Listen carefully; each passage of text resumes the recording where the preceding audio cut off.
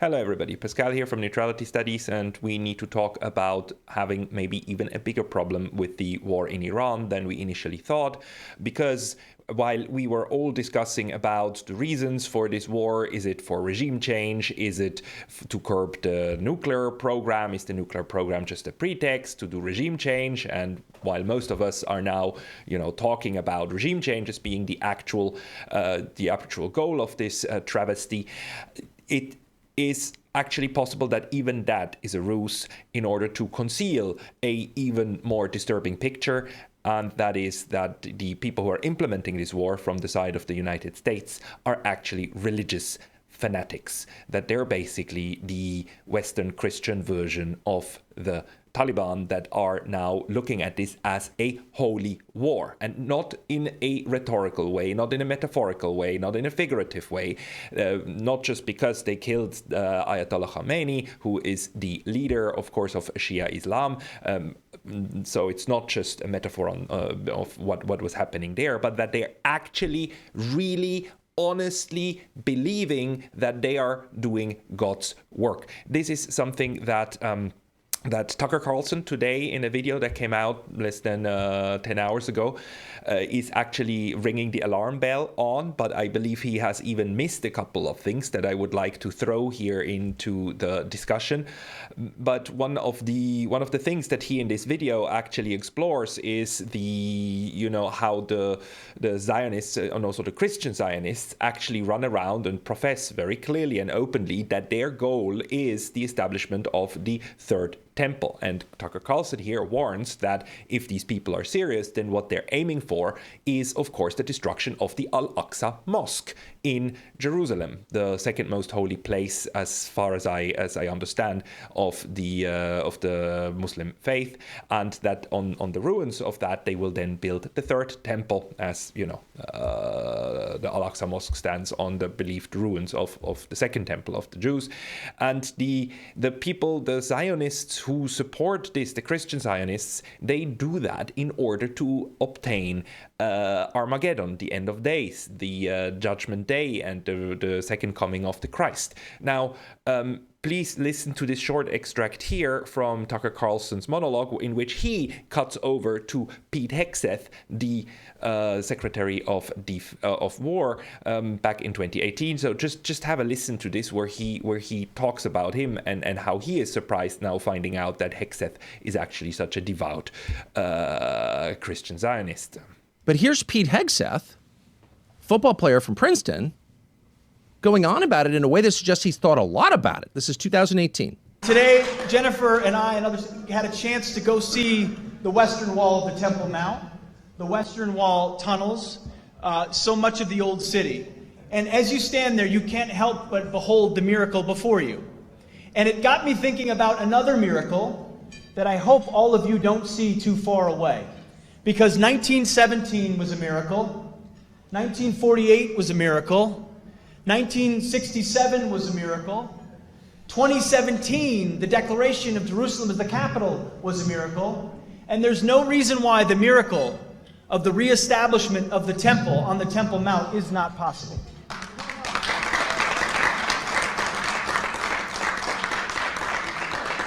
I don't know how it would happen. You don't know how it would happen, but I know that it could happen. And this is the sad part, where fast forward 8 years, and it seems that they have found a way to implement this. Just as a way of illustration, right? This is Tehran yesterday or 2 days ago. I mean, the amount of bombing on Iran that is being unleashed is on a very mad scale, and as you can see, it's in the middle of the city. Obviously, not only accepting that there are some civilian casualties, but obviously aiming for civilian casualties. And the Secretary of the Secretary of War actually defends all of this in the following words. And I'm showing you this just to underscore the mindset of these people. And then we go up to the religious aspect of this once more. But just listen to how he defends this morning. Finding and fixing their leaders and their military leaders, flying over Tehran, flying over Iran, flying over their capital, flying over the IRGC, Iranian leaders looking up and seeing only U.S. and Israeli air power every minute of every day until we decide it's over. And Iran will be able to do nothing about it. B-2s, B-52s, B-1s, Predator drones, fighters, controlling the skies, picking targets. Death and destruction from the sky all day long. We're playing for keeps. Our warfighters have maximum authorities granted personally by the president and yours truly. Our rules of engagement are bold, precise, and designed to unleash American power, not shackle it. This was never meant to be a fair fight, and it is not a fair fight. We are punching them while they're down, which is exactly how it should be. And, you know, this flows into the way that some of the religious fanatics, again, in the US are now looking at this and arguing about it. I mean, listen to this. So this one is Paula White. And if you are not familiar with Paula White, go to the White House homepage and look her up. There's an announcement there. President Trump announces appointments to the White House Faith Office back in February last year. Pastor Paula White will return to the White House as special government employee and be the senior advisor to newly created White House Faith Office. I wasn't aware that there's a White House Faith Office, but there is now a White House Faith Office. And Pastor White Kane is this lady here, and she talks about Iran and the death and destruction wrought upon it in the following terms.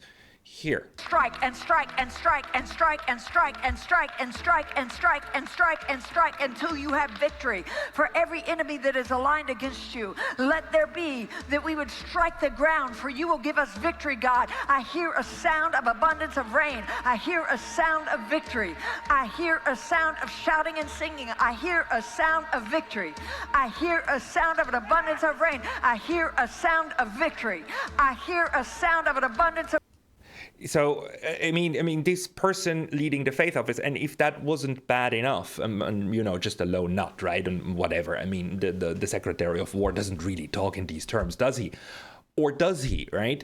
I mean, if you listen to his speech just right that he gave right before, and then we learn something even more disturbing, which is that it's not just the actual political leaders that are this close to religious fanatics, but there was this report here published in the on the homepage of the Military Religious Freedom Foundation, a foundation actually created in order to help the U.S. military to remain a secular institution. And the person who made this actually the president Mike Weinstein, himself a Jewish man, who served in the armed forces of the United States, but is very much concerned about keeping religion out of the national service of the United States. And they report that their Military Religious Freedom Foundation was inundated with complaints of gleeful commanders,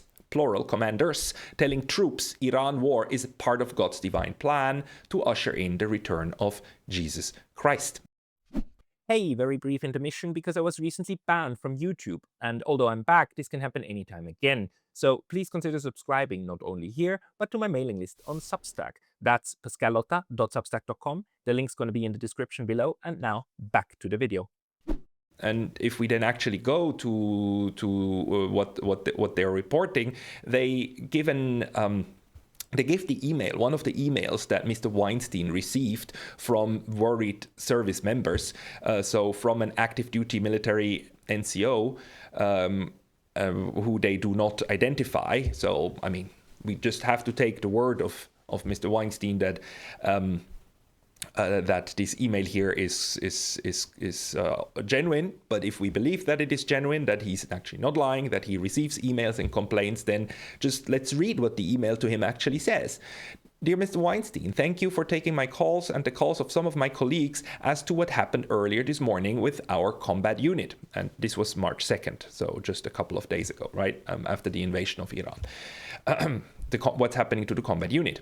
Please protect my identity and the identities of those speaking for what we discussed. Our unit is not currently in the combat zone, AOR, regarding the Iranian attacks, but we are in ready support function where we could be deployed there at any moment to join and augment the combat operations as participants. I am and then the rank is withheld, in our unit. This morning, our commander opened up the combat readiness status briefing by urging us to not be afraid as to what is happening with our combat operations in Iran right now. He urged us to tell our troops that this was all part of God's divine plan, and he specifically referenced numerous citations out of the book of Revelations referring to Armageddon and the imminent return of Jesus Christ. He said that President Trump has been anointed by Jesus to light the signal fire in Iran to cause Armageddon and mark his return to earth. He had a big grin on his face when he said all of this, which made his message seem even more crazy. Our commander would probably be described as a Christian First supporter. He has been this way for a very long time and makes it clear that he desires all of us under him to become just like him, a Christian. But what he did this morning was so toxic and over the line that it shocked many of us in the attendance at the ops readiness briefing. Besides myself, I'm reaching out to MRFF on behalf of 15 fellow troops. I know you asked me about the religious views of our groups who has requested help from MRFF. I can only tell you that I'm a Christian and at least 10 of the others are also Christians. One of the others is Jewish and one is Muslim. I don't know the religious or non-religious status of the other 3 at this time. I and my fellow troops know that it is completely wrong to have to suffer through what our commander said today. It is not just the separation of church and state, as we discussed, Mr. Weinstein. It's the fact that our commander feels as though he is fully supported and justified by the entire chain of command to inflict his Armageddon views on our attack on Iran, on those of us beneath him on the chain of command. So this person here, if authentic indeed, is clearly worried about the craziness of these announcements, and that these are religious beliefs that are being imposed on this unit. It's quite interesting that he doesn't put this into the larger context and actually says, well, if those are the religious beliefs, then what are we doing in Iran? I mean, this should obviously be a huge red flag, but he interprets it as a problem on the religious freedoms of the unit members. But let's put this aside. I mean, the important thing here is that it seems that there are lunatics in the White House, including Mr. Hegseth, and it gets even worse with Mr. Hegseth because it's not just his speech acts. It's the fact that the guy even has at least 2 very fundamentalist Christian tattoos. One being the Jerusalem cross that you can see here on this picture. It's a symbol of the Crusaders.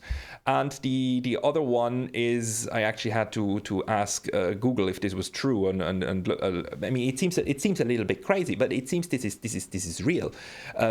Asking Google if it's true that he has these tattoos, Google says, yes, Peter Hegseth has tattoos associated with the Crusades, including a prominent Jerusalem's cross on his chest and the Latin phrase Deus vult, meaning God wills it, on his arm. So, I mean, if this doesn't strike you as problematic, together with what we've heard him say just earlier and what we heard him say in 2018, then I don't know what is worrisome. Plus, these religious beliefs and views obviously have already penetrated the actual armed services and the White House. So even though Donald Trump is clearly not a man of faith, but he is implementing the religious beliefs and the very belligerent, like not just crusading, but holy war, bringing about Armageddon. The Crusades would be one thing. The Crusades are about conquering Jerusalem. But the holy war to bring about the second coming of the Christ, to bring the end times. That's even another game, right? And under that framework, if that is actually the mindset of the people implementing this war, then the entire question of whether the war is, rational, if it's about regime change, if it's about nukes, is utterly irrelevant. I mean, all of these are then just pretexts or deceptions, distractions from the actual reason, which is the war is the reason itself. They want this war because they need the war. They need the fight. It's a biblical pronouncement. It's a biblical reference to how the end days come about, right? By the clash of good versus evil. And so you need the clash. You need to have the war. The war itself is a goal, and not just a rationalist kind of approach. You see why I'm a little bit worried here, because if this is in fact true, if this is in fact the case, then we cannot approach this war anymore in rational terms. I mean, in that case, we have really a Christian version of the Taliban sitting in the White House and plotting of how to bring about the end times and how to use the Jewish state as a way to implement that. And this, of course, squares with what we know about Christian Zionism, right? Christian Zionists are just like that. They don't want the Jewish state for the sake of the Jewish state. They want the Jewish state in order to build the third temple to bring about Armageddon, in which then the Christians will go to heaven and the Jews will go to hell. Right, that's the whole idea. I mean, it's just they just need this implementation partner. They need the Jews in order to do this, so they can have the end days coming. So if that is the rationale under which they operate, if that is how the decisions are made, in the highest circles that then decide on implementing and can completely circumvent the Congress, which has war-making powers, right? This is the very reason why the U.S. Constitution actually puts war-making powers to Congress, so that it is a joint decision of a large group, not of a small group. But if now Congress actually today, also 24 hours ago, voted to not constrain Donald Trump's powers to use U.S. military force against Iran. So this is gonna continue as long as the Democrats are a minority in Congress. Actually, the Democrats voted for constraining these powers, but the Republicans didn't. And they won. They have the upper hand. So at least until the end of the year, this kind of power constellation will continue, and it's the power constellation in which a small circle will use Donald Trump as the man who then will order this fight, while they themselves are these Christian fundamentalists. And I wouldn't be surprised if Marco Rubio was also part of this gang. It is extremely worrisome because again, it means that all of our rationalist, realist approaches actually do not even apply, right? It doesn't even make sense to think about what is good for the United States and what is not, because it's not about the United States. It's about Christianity. It's about the religious beliefs. It's about the Bible, and that means we need to completely rethink how what a possible end game can be if the war itself, as a war, is the goal. So we leave thereby the realm of Clausewitzian realism, right, in which war is just a continuation of politics by other means, right? We are not in that paradigm anymore. We're in the paradigm where good fights evil, like literally, and it is done for the cause of bringing about the end days. So it's a necessary war. It's not under that framing, it's not a useless war, it's not an endless war, it's not a quagmire, it's the actual tool to get to the final objective, which has nothing to do anymore with the nation. So, very, very, very worrisome to me. I'm not saying that everybody is buying this, but I'm saying that there are very good reasons to be worried, and I must say, I think the warning that Tucker Carlson is giving here in this episode is very much on point, where he says, look, maybe they are after Al-Aqsa. Maybe they want to blow up Al-Aqsa. And he's saying, he's actually cautioning us here that maybe there's going to be a false flag. Because what would be better, and he's making the point in that video, than pretending that a missile from Iran actually accidentally, oopsie daisy, blew up Al-Aqsa. And this is the big chance, right? You then just assert that it was the Iranians, and then you try to foment a even more unrest in the Middle East in order to bring everybody up in arms against Iran.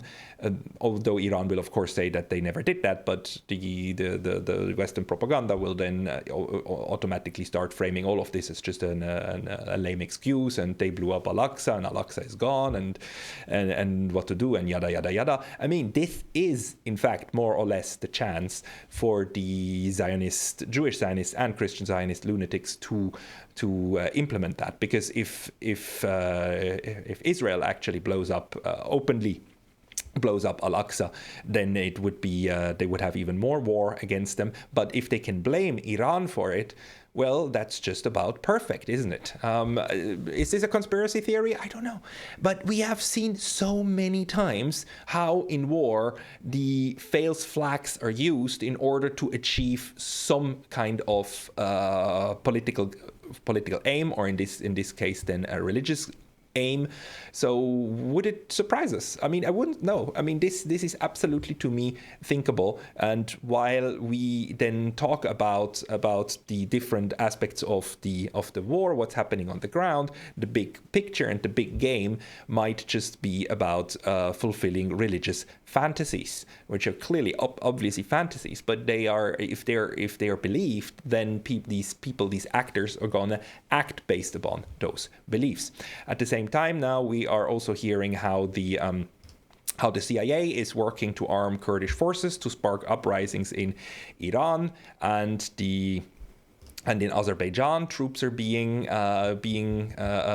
apparently deployed to the border with Iran. We've had today a Iranian drone that struck an airport or an airfield in Azerbaijan for the first time. So it seems that this war is it is spreading, and it is growing.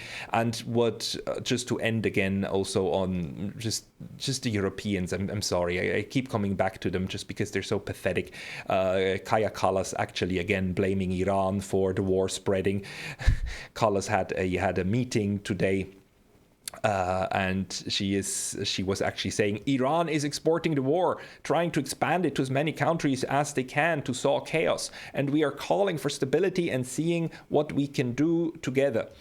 In the Middle East, we see actually the same drones that are attacking Kiev every day, now attacking also the Middle East, she said in reference to Iran's Shahed drones that have been supplied to Russia to attack Ukraine. The EU is concerned that the Middle East conflict will deplete Ukraine's efforts to defend itself against Russia as a result of rising oil prices that help Moscow fund the war effort, Titan supply drones, interceptor technology. And then Kaya Kallas is quoted again, when it comes to drones and drone interceptor drones, then the Ukraine has really been able to produce a lot and can also share its knowledge with the Gulf countries to boost this production. So of course we are looking into this, but I am worried that just the capabilities are limited, and that's why it will leave an impact also on different wars. So Kaya Kallas again, trying to Kaya Kallas and the Europeans now blaming Iran for spreading the war, not blaming the United States for starting the war, not blaming the United States for using Qatar, Bahrain, Dubai, and the Gulf states and Saudi Arabia as launching pads in order to strike at Iran. No. She she criticizes Iran for striking those targets and thereby spreading the war. So it's like this absolutely duplicitous game and this stupid framing of the entire situation, but it is an incredibly self-serving one, which it's just grotesque. But all of this, my friends, all of this, I must say, I look at this differently now since watching this and since actually reading and learning, especially about this one. This is the one that actually really that really struck me the most, because if it's just one or two lunatics in the White House, then that's one thing. But if they actually have the military services, if actually commanders and a good part of the U.S. military is infiltrated with religious fanatics that then brief individual soldiers on the ground about the religious motivation of the war, well, then you have an integrated system, right, from top to bottom, in which you have lunatics, in which you have fanatics that conduct war, and not rational people that have kind of a clear political and secular understanding of the war. If it is a religious understanding of the war, then we're just talking about a different animal here. I think that's what I wanted to bring across. I hope from the bottom of my heart that nothing bad will happen to Al-Aqsa Mosque, especially in the month of Ramadan, but also beyond that. The only point where I agree with Kaya Kallas is that the spreading of the war is a very bad thing, that the violence increasing is a very bad thing, that that calm should return, but that calm should return first and foremost also to Iran, and that the attacks on Iran must stop, and that this religious folly and fanaticism must end. So in the end, isn't it actually ironic that we might be in a situation where the United States keeps calling Iran theocratic lunatics and extremists, when in fact they are the ones following a Christian fundamentalist creed that wants to conquer Jerusalem, re-established, destroyed Al-Aqsa Mosque, established the Third Temple, and then get to Armageddon. But what would still surprise us at this stage? Thank you for your attention.